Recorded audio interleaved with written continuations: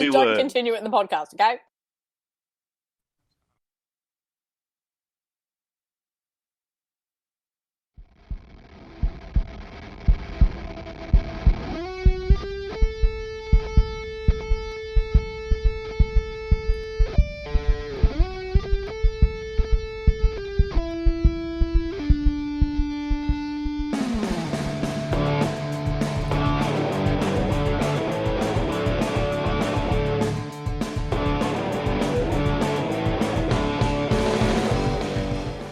Good evening, everyone, and welcome to Tuesday Night Live. And God help us if what was being talked about before I managed to click mute actually got to air.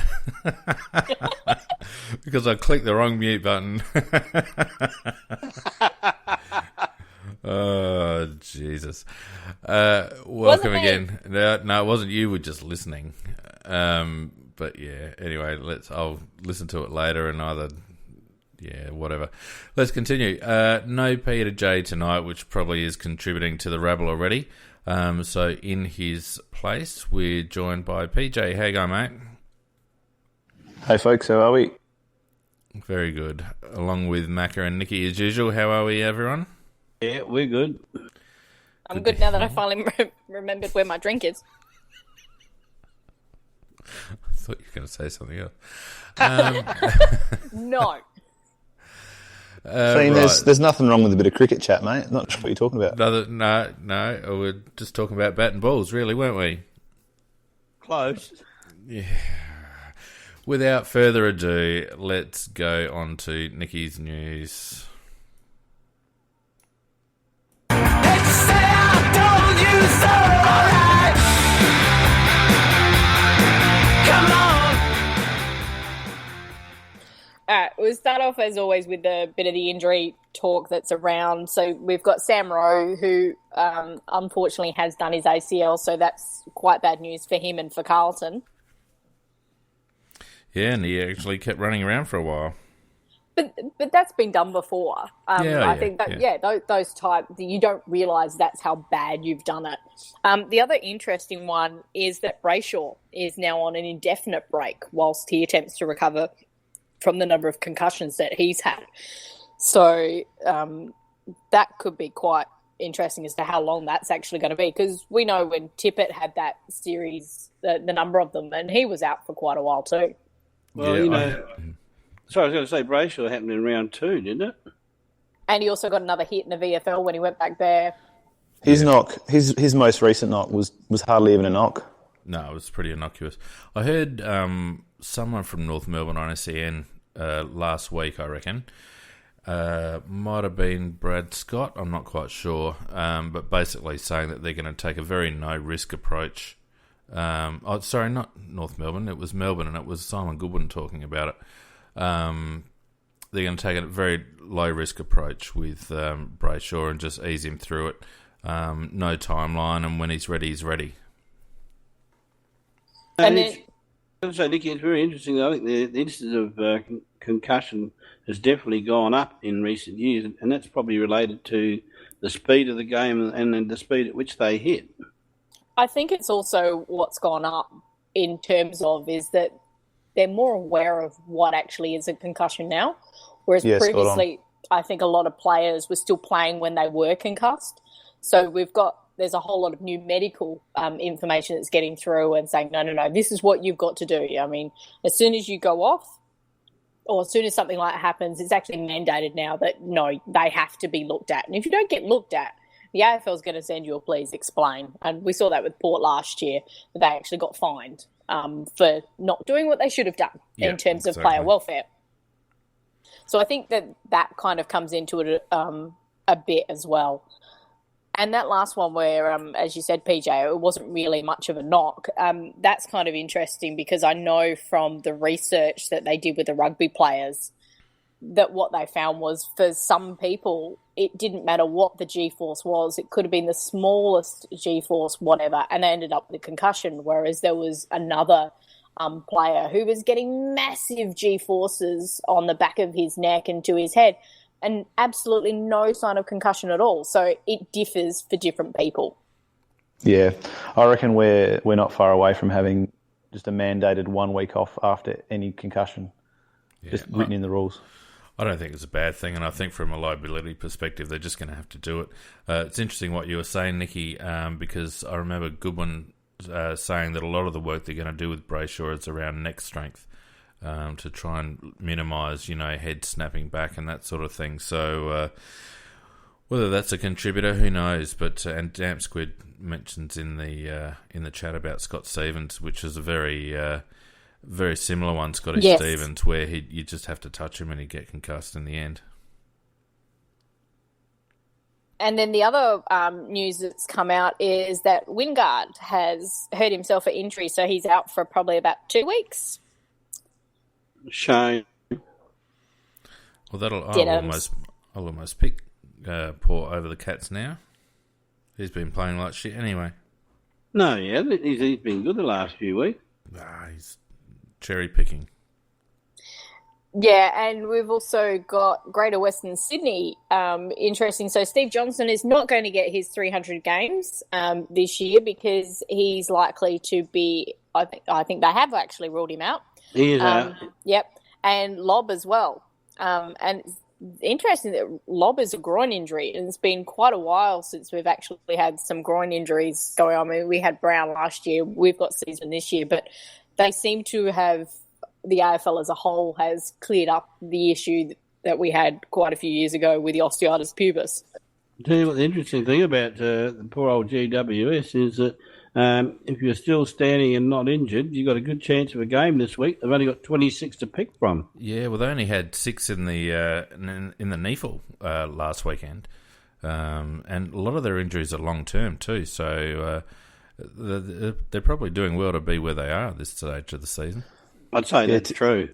Typically, you'd be sort of thinking, oh, well, it's not too bad having them now, but if they're going to get a lot of players back for their first games again in around, about round 18, 19, they might not have enough time to get back in time.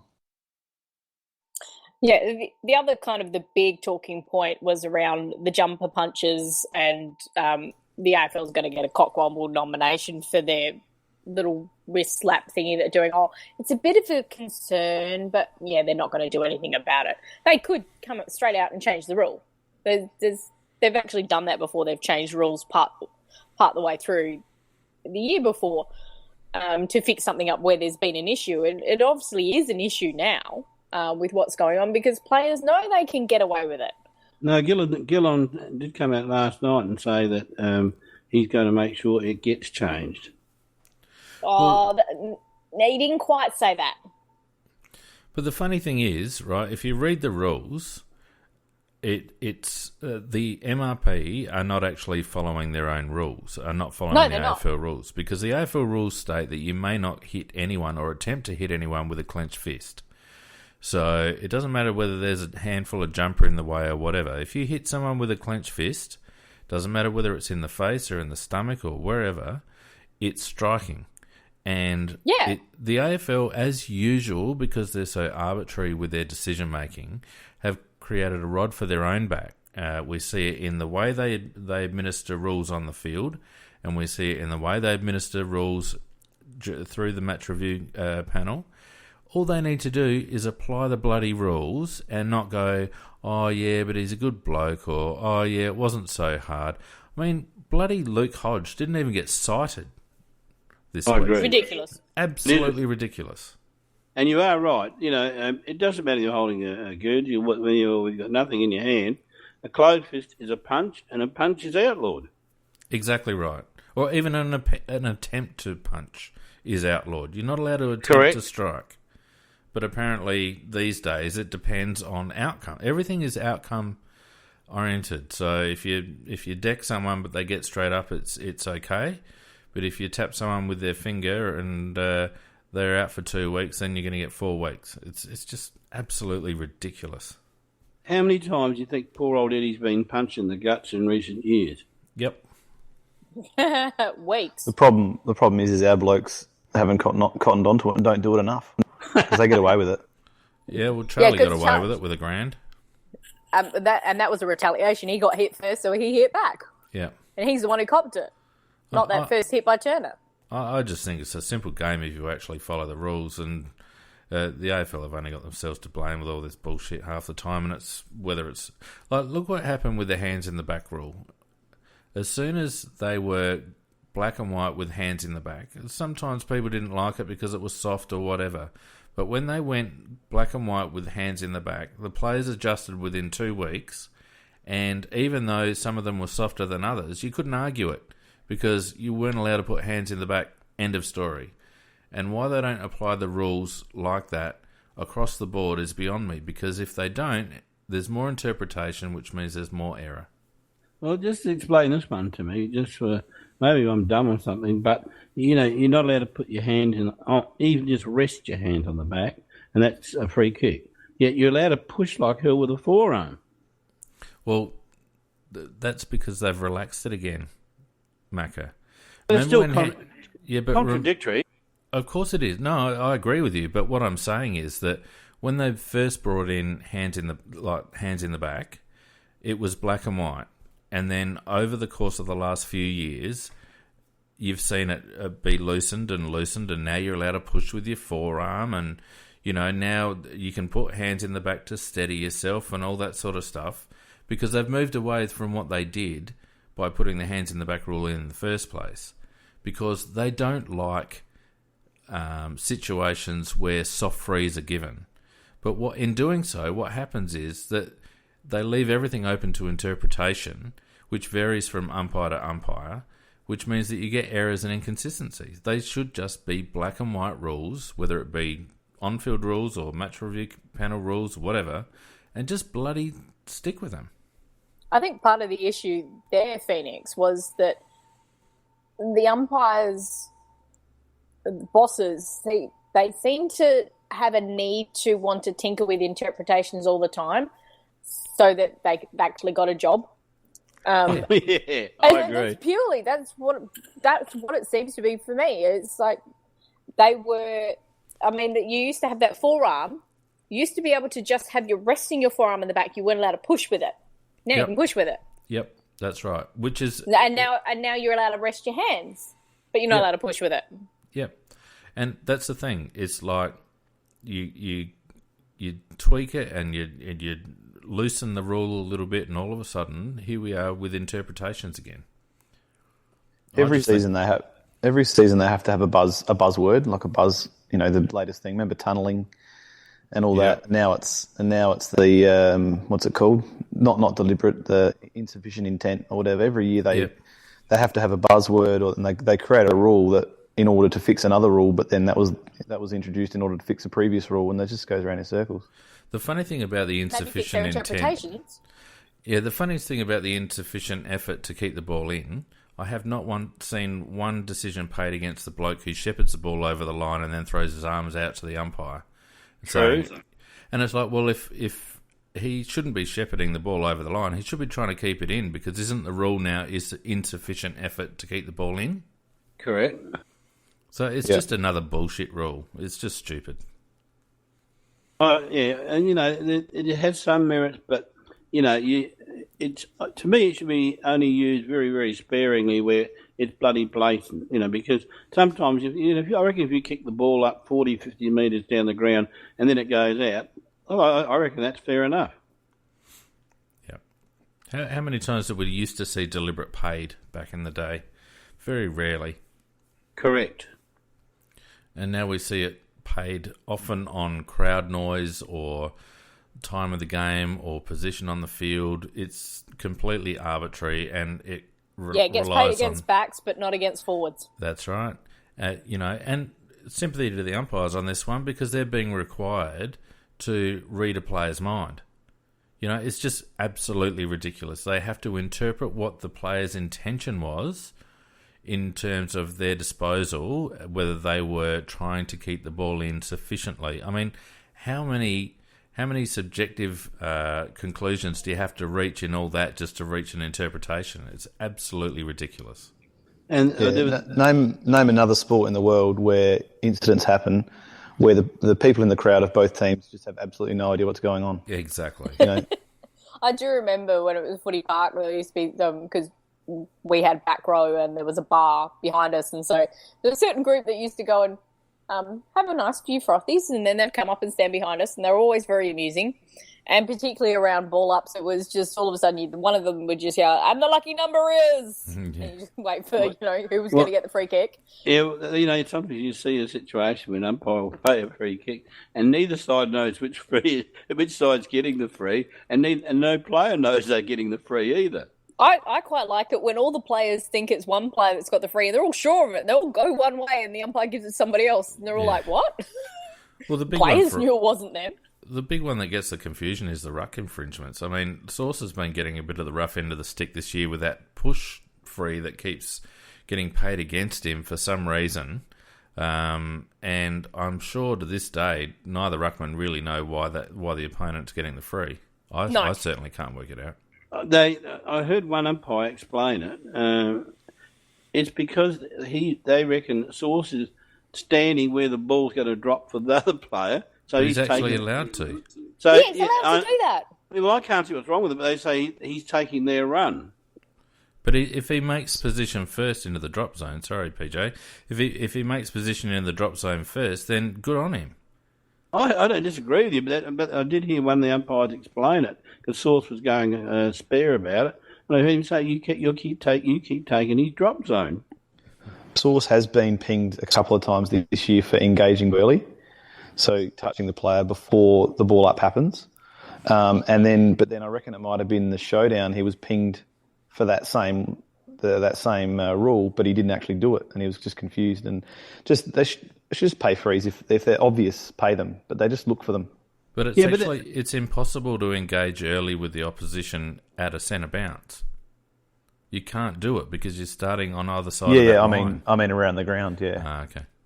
But then they won't pay a free. Why is it Mummy? Why on earth does Mummy not have frees paid against him for every centre bounce and every stoppage? Because he goes against the rules every single time, and they let him do it. You see situations where they look like they're worldwide wrestling the way they're going, and no free paid. Anyway, we better move on, Nikki, because we could spend a whole bloody cast on rules and interpretations. What else have we got? Here's a bit of fun. So St Kilda and GWS have spoken to Martin's manager, and the board at North Melbourne have told that they're allowed to spend whatever they like to go and get Martin. Yep. That's basically, just get him is, I think, the word from the North Melbourne board. And then I thought this was quite lovely because just leading into our game a little bit, I thought this might do, is that it is Sir Doug Nicholls' Indigenous round, and Michael Waters has sent a text message to Eddie Betts, and he is asking, can we please swap Guernseys at the end of the game? Well, I hope Eddie said no. No, because that Guernsey's awesome. It is. Actually, we've been very, very good in the last few years with our Indigenous Guernseys. In fact, some of them have been quite outstanding. Be interesting to see what happens with that because our club actually auctions them off for charity, and Betts' Indigenous one always goes for a mozza. So well, there's always two. What they actually do is they wear one in the first half and they change them at half time. Right. So I reckon the one often that's auctioned off is the one from half time. Yep. Now, leading into our game, Nick, you haven't mentioned yet the disappointing prognosis on Kirtley Hampton. Yes. So they haven't set a particular timeline for it, but it's, I think, not sounding too good. A high ankle sprain, which is usually 4 to 6 weeks. Yeah, which is such a pity. Is it the same foot ankle that he injured last year and the year before? I'm not sure. But I hope not. Right one. Yeah, it's his right one. So I'm not. I think it might have been, but the one that how he injured it last year is actually the underneath of the foot. Yeah, I'm just sort of a bit more worried about how it might all contribute with each other. Yeah, well, I heard them talking last night about it. They were saying that at this stage they're saying 3 weeks, but that could easily blow out to 5 to 6. So it's 5 to 6. Yeah, well, I think that's probably fair enough. Yeah. Well, it sounds like a 4 to 6 week injury. The spot that he's done it, so we might see another force change this week. And the other one, of course, was Brodie Smith got let off towards the end of the match with hamstring tightness, so he'll be monitored during the week as well. Hamstring tightness? You kidding me? Yep, another one. And just totally unrelated to that, of course, was the signing in the women's competition. Oh, Kyle Hardigan. Hey! Well, I thought Erin might want to come in and take Kirtley's place this week because she wouldn't be out of place. You know what I love is that last week the Austin Crows were playing a little tournament in Dallas. They tweeted at Erin and said, "Hey, if you're free, you want to come down and cheer us on?" And she did. There you She go. came down. Yep, she came down. They actually got her in their particular gear. So she had their top on. They had the team photo, which they've actually put up on Twitter. And she's there in her good old thongs. And the comment on from the Austin Crows on Twitter is, "Next time, bring your boots." Yeah. Oh, she'd tear it up in that comp. She would do. I heard an interview with her on 5AA, and she actually said that she loves the club. That was, and I wondered how that went down with all the Port supporters listening. She's so good. If the AFL are smart, as you know, she's probably play for a couple more years, but to just jump on her straight away, get her involved in the AFL promotions and everything. And, that's what they said that in the announcement. Yeah, they have. There you go. Well, it's kind of implied. So she's not only is she signed with the club for next year, but she's also signed with an off-field marketing role to promote the league and also with the AFL. Yeah, and I like the way so we're getting her a nice little extra bit of money, which she totally deserves. Yeah, she thinks she's going to have a much better season next year because she said she played this year's footy matches on a basketball preparation, and next year she's going to be playing her footy games on a football preparation, and she reckons she's going to improve a lot. Well, she played with a strained quad most of it as well. Yeah. What I like too is, not what I like, but what I dislike though is that had Erin Phillips been playing for a Victorian club and been a Victorian, she would have had 10 times the coverage. Now, she's already had lots of coverage, but it's just been by sheer weight of performance excellence. But could you imagine if she was representing a Victorian club and a Melbourne native, how much more publicity she would be getting? She would be getting twice as much as what Daisy bloody Pearce has been getting. Correct. And, you know, it's not small town bloody stuff to be whinging about this because she's a WNBA player, a WNBA champion. She's Twice. Yeah, a twice champion. She's an Olympic athlete. She's come in, like you said, Macca, on a very limited preparation and absolutely blown the competition apart. She's a step above. She's an elite athlete. And how the AFL actually missed the opportunity to promote the fact that we have a world standard elite athlete playing women's football in Australia is beyond me. And good on them for doing it next year, but they're 12 months too late. Yeah, if she was playing for Collingwood or Carlton, she'd be commentating Friday Night Footy, doing special comments. She'd have Daisy Pearce's job. Yep. You know, Daisy Pearce, for as good as Daisy is, And she is good. but she's not achieved. She's not in the same conversation as Erin Phillips in terms of sporting achievements and profile. And why they didn't think to use Erin's profile in promoting AFLW is beyond me. It actually blows my mind. I think because we announced her quite late as well, and we did that partly because there was the issue with the Dallas Wings and when she was able to actually come to Australia because of her visa, the visa requirements.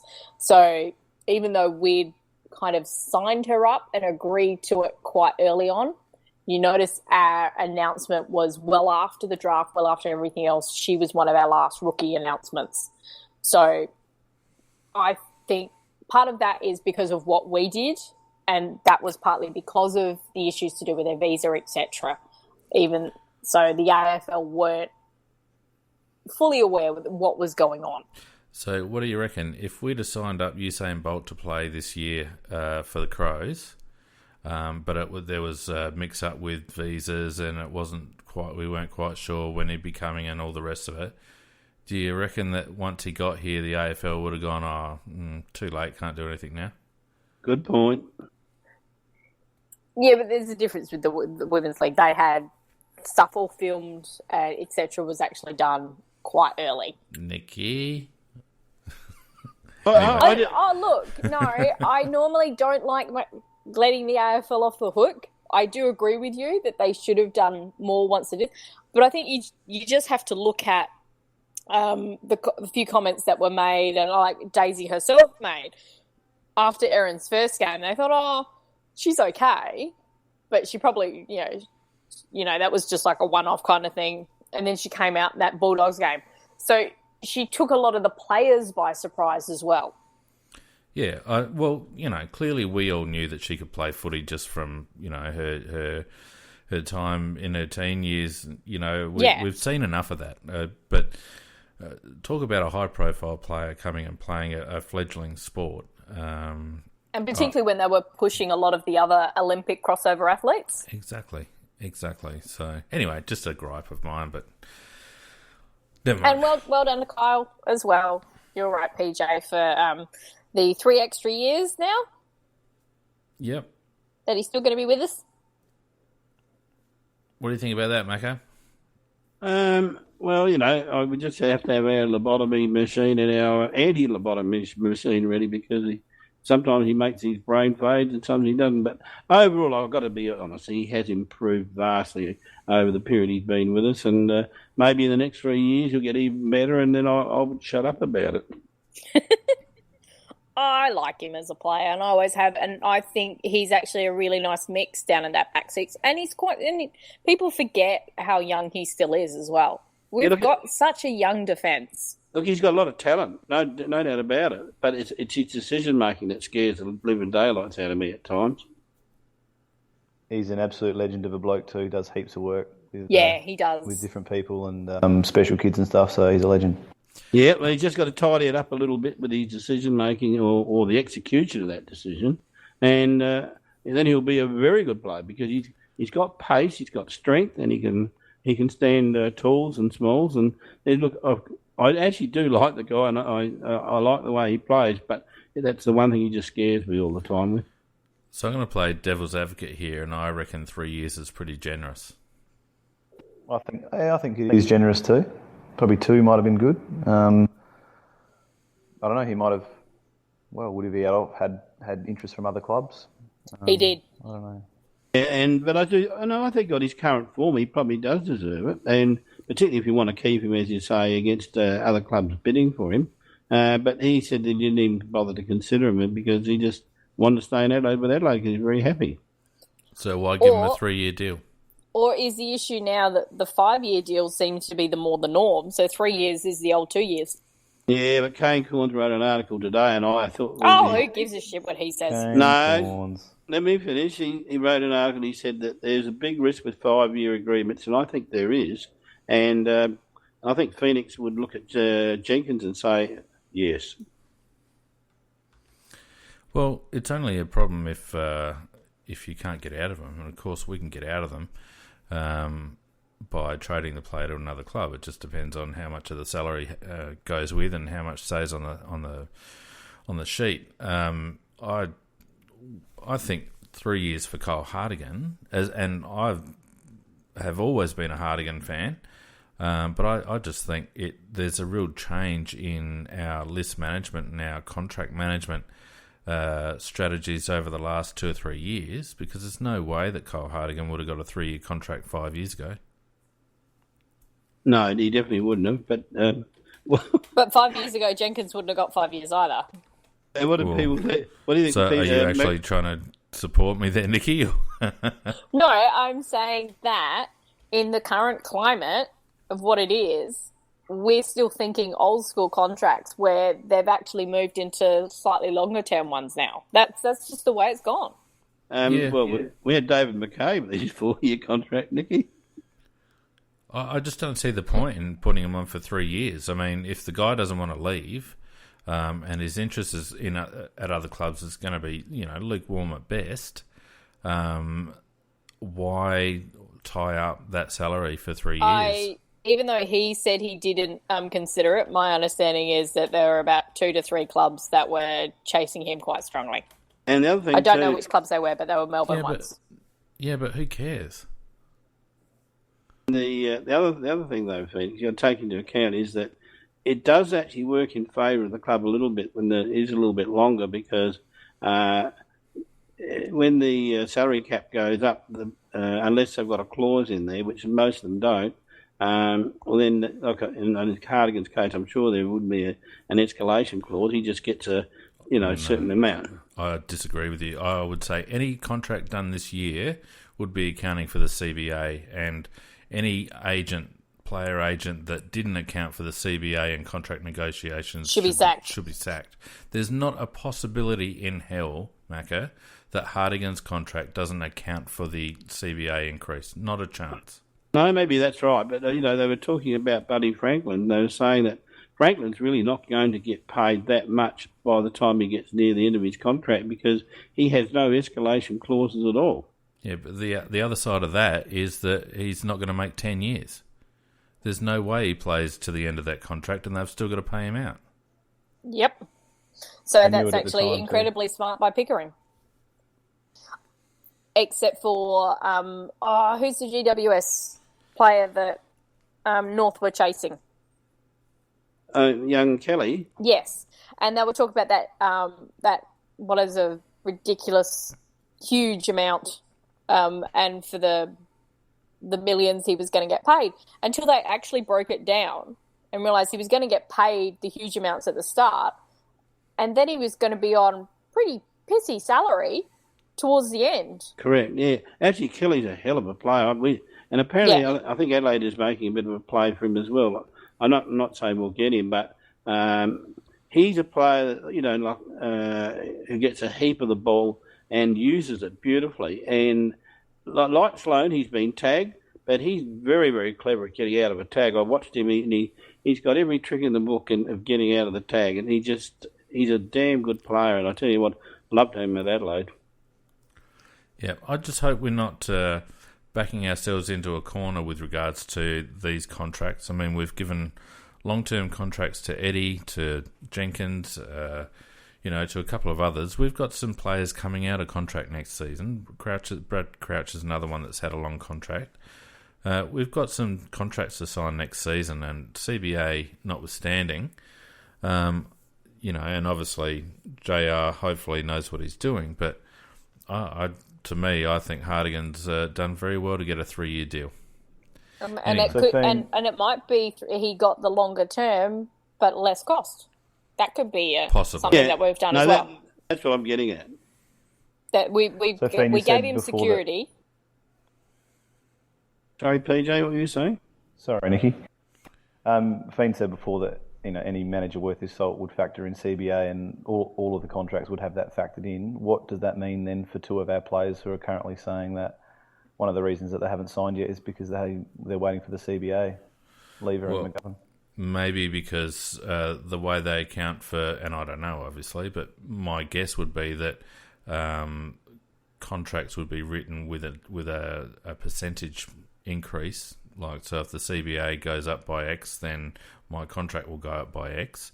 Whereas maybe these others are actually looking at getting a larger slice of the pie overall, and are therefore waiting for what the TPP is going to be.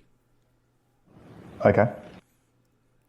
That's my guess, but I wouldn't have a clue, obviously. But that's how it's playing out to me, because you've got a lot of people like Brown and that have signed up. But you don't see any of the big names signing up. No, you're right. There's players from other clubs exactly like that, Phoenix. Yeah, we're not the only club. Yeah, so it makes me think that they're maybe looking to see how big the pie is, because they're looking for a larger slice. And that's reasonable for Lever. I think he's probably eyeing a larger slice. McGovern, maybe. But considering the lure of going back home, he's probably thinking that he can cash in, which is fair enough. So whereas Lukey Brown's always going to play for Adelaide, Cole Hardigan's always going to play for Adelaide, so they're quite happy to, just get the standard uplift, I would imagine. That's what I think anyway. Yeah, cool, fair enough. Do we want to have a quick chat about the game? Obviously, the three of us had a chat on Sunday night, but PJ, I'm sure that you actually have some value to add to what was a pretty messy discussion on Sunday night, I have to say. Yeah, I had a bit of a listen on Sunday night, actually. It was good. I don't know. It was just a pretty... I thought we'd probably win by 4 or 5 or 6 goals maybe and end up sort of running over the top of them. I did expect them to jump out and did expect us to be flat. And I think it was just we ground them out and were much classier in the end. There's a lot of speculation about our starts, and I think a lot of it's accurate. But I think we seem to play, apart from the Roos and Demons games, we seem to play a bit of a full quarter performance, whereas other teams have tried to come out and jump us early, but they can't go with us. So it'll be interesting to see what happens over the next couple of weeks with some pretty dour games against Freo and Geelong. I did have to make the comment in our good and bad. It's interesting there was no ugly in thread on the board. In that the good was that goal that Lynch kicked. And he got a Goal of the Year nomination, but how many people remember it? Because that's obviously the bad, because Eddie did Eddie things in the second quarter, and nobody's remembering that Lynch actually kicked an absolutely fabulous goal, because we're all just going, Eddie. Yeah, but Eddie's Eddie. I mean, he's even he said in his interview yesterday with he and Charlie were a joint interview. No, it was today, and they asked him about it. He goes, "Yeah, I don't think they're really all that good." Yeah, and Charlie just looked at him like, "Oh, you idiot." When you look at Eddie's again, like the preparation is obviously good, like the soccering and all that sort of stuff. The goal itself is probably, for Eddie, pretty straightforward. And when you consider the pressure that Lynch was under, and the angle and the fact it was on the wrong side for right footer, etc., etc., etc. And we needed a goal. Yeah, you could make a very strong case that Tommy Lynch's was actually better than Eddie's this week. Yeah, you could. But what I liked about Eddie's was usual thing where Eddie he actually beats 2 guys to get the ball, and then just casually kicks it with his left foot. I mean, it's he's just an unbelievable player, and he and Charlie give me a hell of a lot of joy watching the footy. Yeah.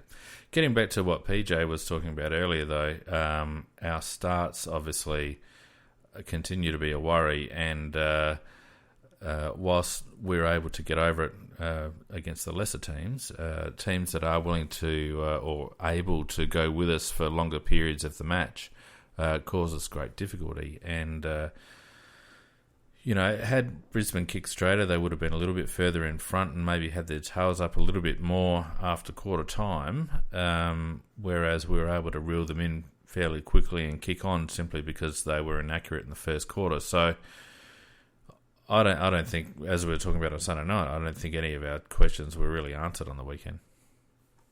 No, spot on, Phoenix. I think, it was just one of those games where you watch and you just kind of walk away going, which I think shows where we're at as a club. Winning by 80 points. And we're like, used to be enough for a happy weekend, but not now.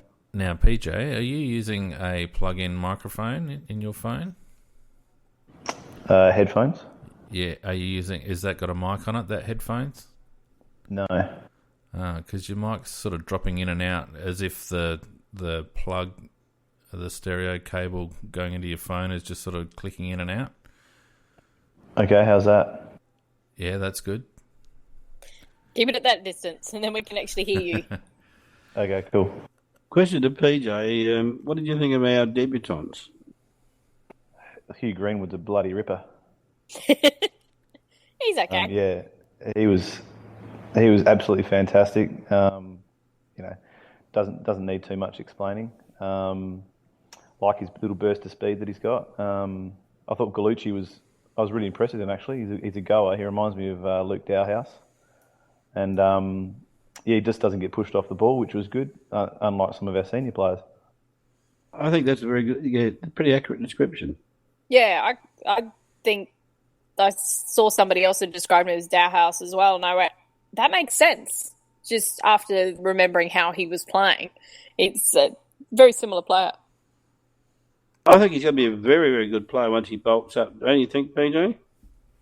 Yeah, I think he'll be good. I think up. maybe 3 or 4 years ago he might not have got drafted as early because they were a bit more keen on the taller mids, but I think he's going to be good. It just shows you that the energy with them in there, with Greenwood and Gallucci in there, just brought the other players up as well. Without you need freshness. Mackie, you need some glasses because that boy does not have an ounce of fat on him anywhere. He's probably one of the best prepared draftees that's ever come in terms of his body shape, etc. Now, Nicky, you accuse me of needing glasses. You need your ears washed out. I never said he was overweight. You said bulk up. He needs to bulk up. Not for his size that he is. Yes, he does. He's skinny as a rake. Nicky, he needs to bulk up. It's as simple as that. He'll be a bigger, better player in 2 years' time. He's not that tall. I've stood next to him. He's not a lot taller than I am. Yeah, but he needs to develop his upper body. Skin folds notwithstanding, he still needs to put on muscle. He needs to put on bulk. Otherwise, it's just not going to last. Correct. The body blows will kill him otherwise. I'm sorry. I think you guys need to go and have a look at some photos of him. Oh no, I know what he looks like, but he's it's not dissimilar to Millerer in terms of he's bigger than Millerer. Yeah, but it's an age thing. It's just years in the gym. 2 or 3 pre-seasons working in the gym will see him naturally bulk up. But at this stage, he's still playing with a teenager's body. Correct. I haven't seen too many teenagers that kind of look like have that body shape already. Oh, Nicky. Anyway, so what does all this mean for the Fremantle game? Well, yeah, I'm being called negative by a lot of people. I'm actually tipping Fremantle this week.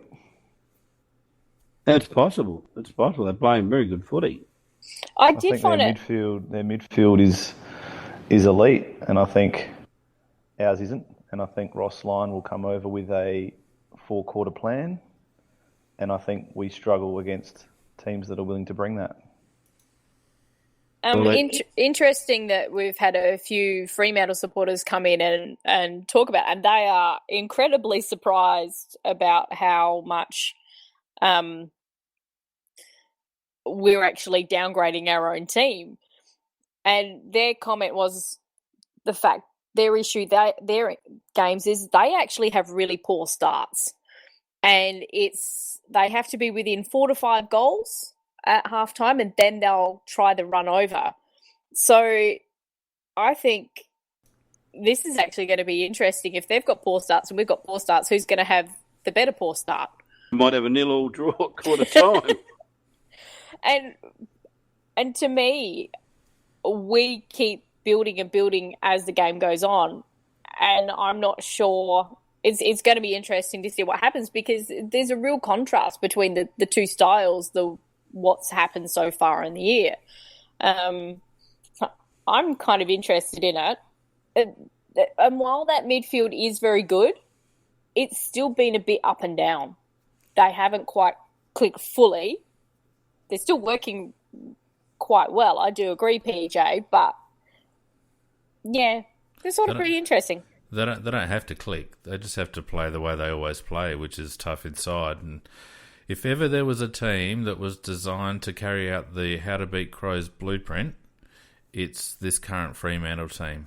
And I'm with you, PJ. I would not be surprised at all if we dropped another home game, because I'm still not convinced. It's a dead set danger game. It really is. No, it's not. It's not even a danger game. I think it's a at the bookies it's not, but I think it's a real 50-50.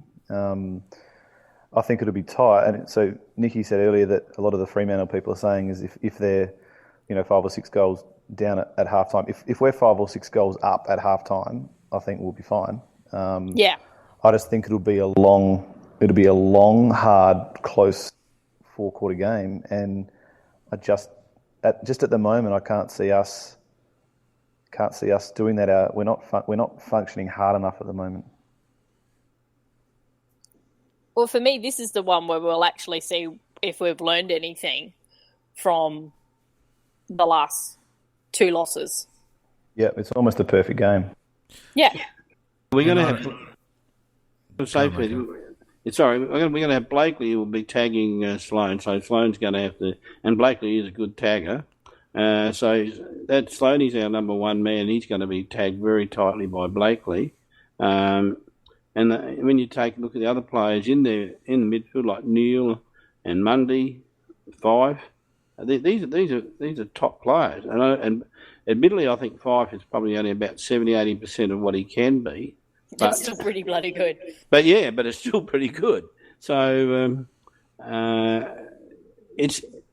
we're going to lose the ruck, I would think, because of the height of Sandland. So the midfield's going to be a real important thing to us to at least try and break even, because I think Sloaney's going to have a tag where, stuck right up his bum. It's going to be very hard for him, and that means the other players are going to have to really get in there and help carry the load. So you mentioned ruck, Macca. What are the chances, because I was thinking about this just yesterday and I thought, maybe not a bad idea, what are the chances of us playing Riley O'Brien this week alongside Jacobs? I wouldn't do that, because what most teams do with Sandlands is almost concede it and set up to get Sandland's knock, and I think that's a better way of doing it, having a more mobile player to help mop up Sandland's knocks rather than... Because it doesn't matter whether it's Riley O'Brien or whether it's Sam, he's a big boy, and he's nearly 7 foot or something. Yeah, Riley's not bad around the ground though, Macca, and wouldn't be a bad idea, particularly if it's going to be a little bit damp on Saturday night, to try and expose Sandlands around the ground. And we've seen Sauce go up forward with some success, and given our problems at centre-half forward at the moment, I just wonder whether bringing in Riley O'Brien might be on the table at the moment. Wouldn't surprise me. Well, you mentioned before it's likely to be slippery. That's why I think we should be bringing in a mobile player, quite frankly. Riley is actually mobile. He's much more mobile than Jacobs. PJ, speak. Was it? Because the pair of us are ganging up on him. He wants you to back him up. I like the thinking there, a bit of left field. PJ, you let me down. Good. In last year's game, towards the end of the year in Perth, that's when O'Brien played. Did he? Was he up against Sandy? And he played. Yes. He played well that day. So that's interesting. Yeah, I wouldn't put money on it, but it wouldn't surprise me at all. Obviously, we've got 1, maybe 2 forced changes aside from that. We've got to account for Kirtley Hampton and possibly Brodie, although you'd think that he probably comes up. Who are we bringing in for Kirtley Hampton? And if anyone says David McKay, they're banned from the podcast. Well, look, we're losing a midfielder, and that's why I think it's got to be another on-baller.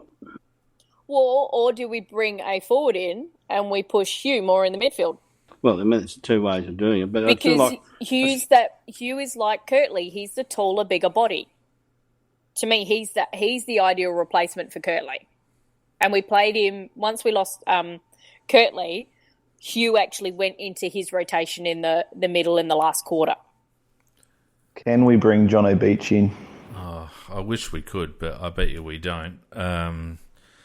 I would be looking at passing on Andy Otten this week. He doesn't handle wet conditions very well at all, and he's pretty much stymied in those sort of conditions. So given that JJ's not coming, well, I wouldn't have thought JJ comes back this week, and that's one of the reasons why I was thinking Riley O'Brien. But the other option, of course, is to bring Beach in for Otten and move Greenwood up for Hampton. Yep, and then bring in another small, maybe Harrison Wigg. And he was best on, and he's actually been quite consistent in the SNFL the past couple of weeks, which I think is what they've wanted from him. Yeah, what counted against Wigg, of course, is because when they had the pre-season matches, he really didn't do much at all, and that's probably one of the legacies he's wearing. But he's been playing very, very well in the SAFL. Is Wigg sort of being classified as an inside mid, or is he still that halfback that he used to be? No, he's played pretty much in the SNFL entirely in the midfield. We only sent him back on the halfback line this year when we had absolutely no AFL players in the back line, and so we would push him out of the midfield rotation onto that halfback line every so often. So there was an AFL listed player there to try and help those guys out and basically tell them where they're supposed to be going, etc. So if Smith's out, I reckon Wigg's a lock at halfback. He could be. Yeah, don't forget Cheney made his comeback last week, and there probably is a case for Cheney to come back into the ones fairly quickly if there's an opening. And if Smith does drop out, then you'd suggest that perhaps there could be a reshuffle there with Cheney coming in. But we need power around the middle. So I don't know. They experimented last week with Luke Brown. We've seen Rory Laird in there on occasions. We lose a hardish player in Hampton. He's a hard player, yeah. And interestingly, also in that Charlie Eddie joint interview, is that Charlie's been asking to go back in the middle for the past couple of weeks, and they've kept him more forward. And Eddie actually pointed out that what's happening is that other teams are dropping extra players out, and when we push Charlie up, it means it's 5-on-7 in the forward line, and that makes it harder for the rest of the forwards. Do you reckon we actually outsmart ourselves sometimes? Yeah. Why don't we just play our best freaking midfielders in there? Because it's been our impression for the last month that Cameron's been injured, because his disposal numbers have been way down on the first few weeks. Well, it seems like either he recovered at half-time of the bloody Brisbane games, or he hasn't been carrying an injury as bad as he might be, and he just hasn't been included in the rotations. I'm not really understanding how we're setting up at the moment.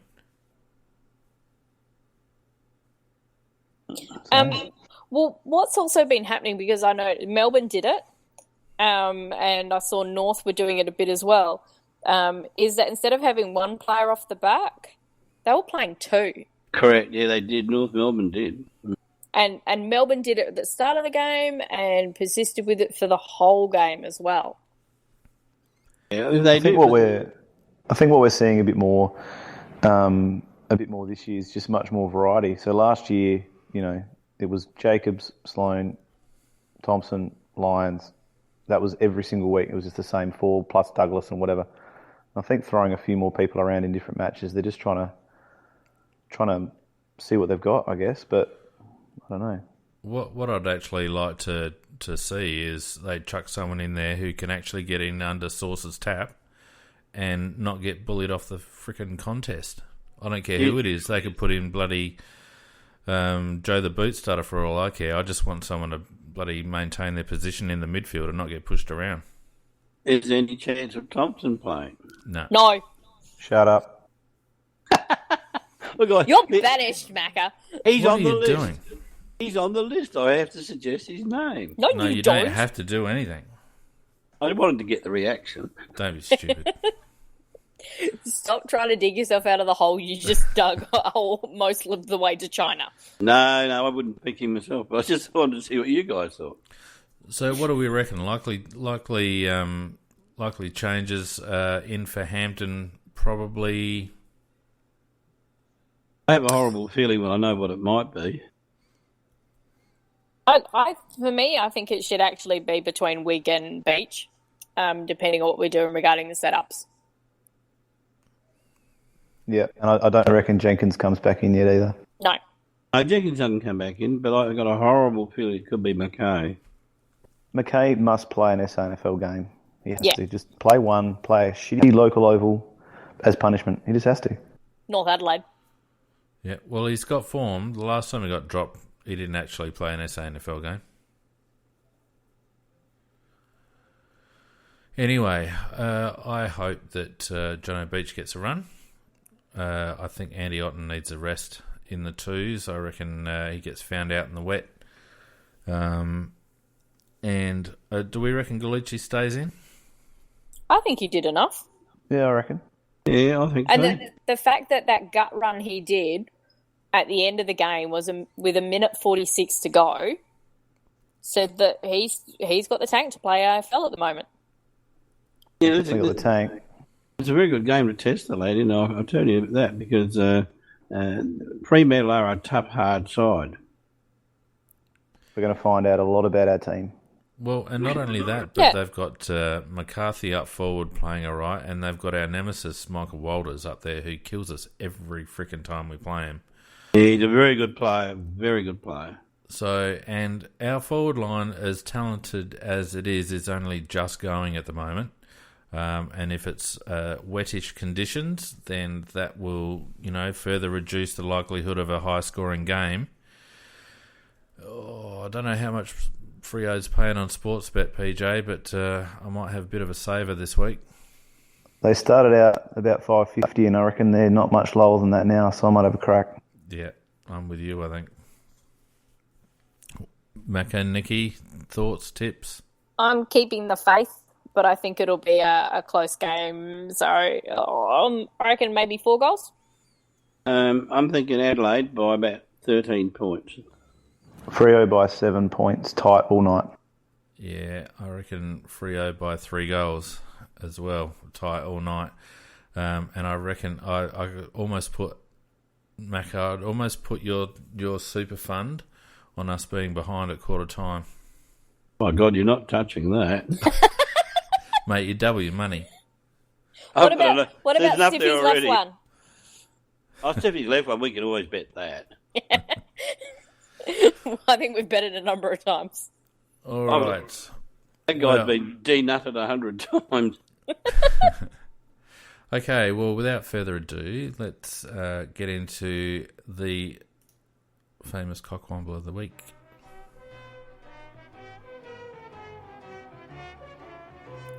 And I'm nominating Squibby because he's just told me and PJ to give ourselves an uppercut. We'll see you next week, Squibby. So who we got, Nick? Also from the chat, I think whoever has put a wedding on at the same time as the Crows game and Paul Vardy Magic has to go to. So on behalf of Vardy Magic, whoever that person is, they're cockwombling numbnut. Because seriously, people. No, hang on a minute. Vardy Magic is the cockwomble here because you just don't reply with a yes when it falls on a bloody Crows game. Sorry, it doesn't matter who you are. Except Pippa Middleton, you probably go to that one. Yeah. So I actually thought the AFL regarding their initial responses with the jumper punches was just, no. That was just stupid and typical AFL. I thought Jared Waitley for making the comment about one of Dangerfield's goals on the weekend was, nobody else can do things like he does. And I'm thinking of quite a number of players in the AFL who can. And if they're talking about miraculous goals in the forward line, then I think Eddie's got Paddy covered easily. They were actually, on SEN, they were actually talking about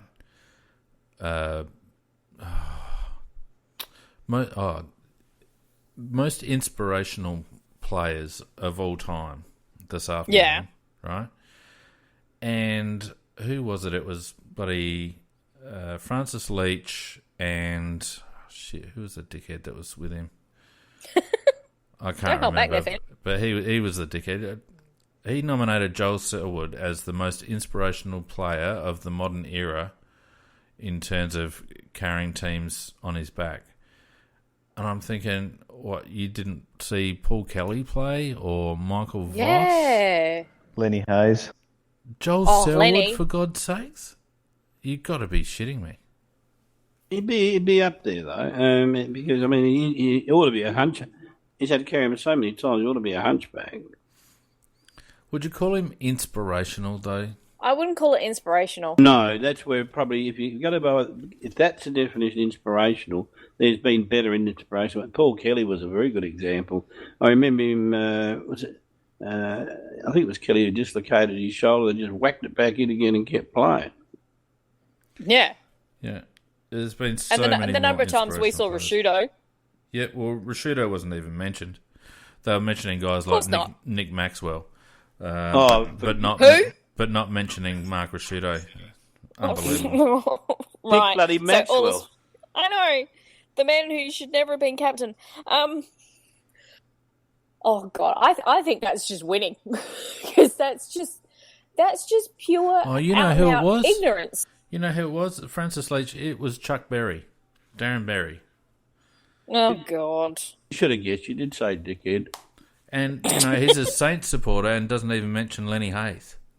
Or Nick Rewalt.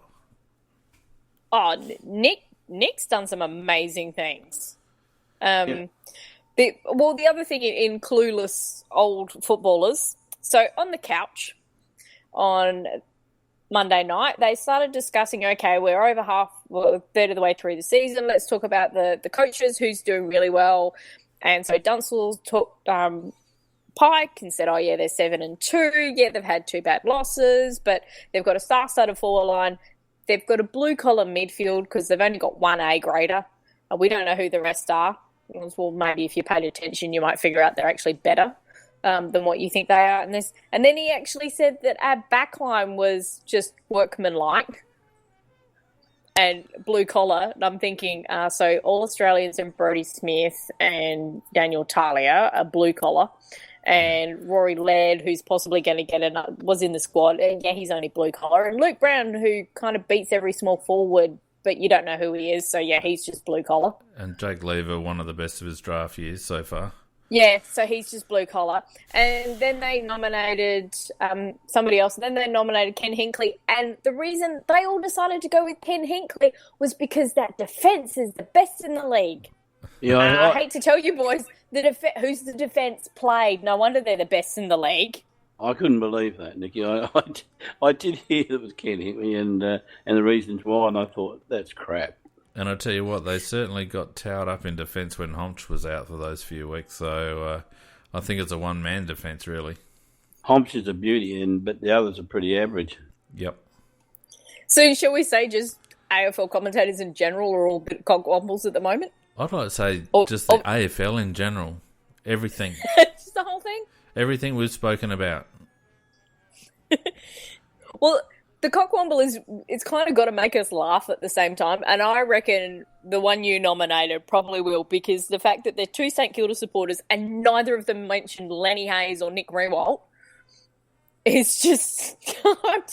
I'm laughing now because how? Mind. Yeah, it just blows your mind. I'm quite happy to accept that. Yeah, good nomination. Very good.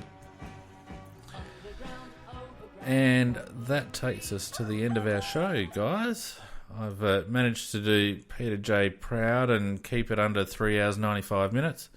I think got my sanity proud too. Nicky and I were only warming up, weren't we, Nicky? Yeah. Oh dear. Look, thanks guys on the chat for joining us tonight. It's been a good discussion, lots of interesting topics and points of discussion. PJ, thanks for stepping in at the last moment, mate. Much appreciated. Hope you enjoyed being on again.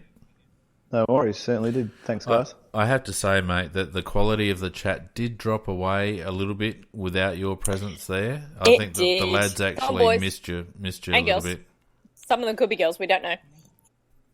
So, just whilst the Crowcast might have been lifted a little bit, the chat performance was found wanting somewhat. Macca, how are you feeling, mate? Did you scrub up all right after yesterday? Yeah, I did. No details, just a simple yes or no. No details, Macca. Well, just as long as you're good. Love the anaesthetic. Great. Good. As soon as I started asking, I thought, oh, shit.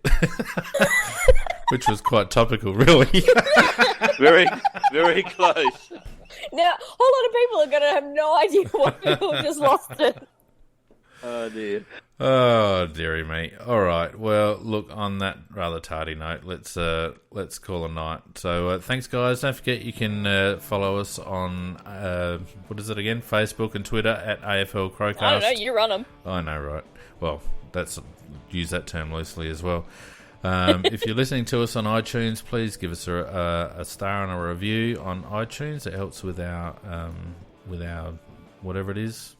I've forgotten the word. It helps with something. We would like you to do it. That's right. Makes us look good.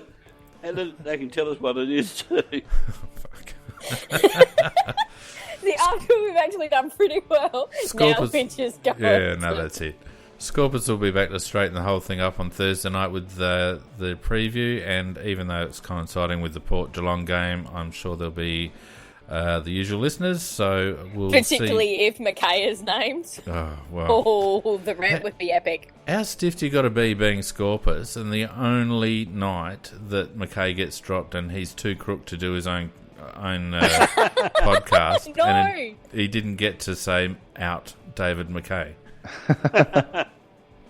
Was he actually, since he heard it from his sickbed, he was probably just incessantly repeating it anyhow? He was on the chat, but he'd lost his voice, so he couldn't do the podcast.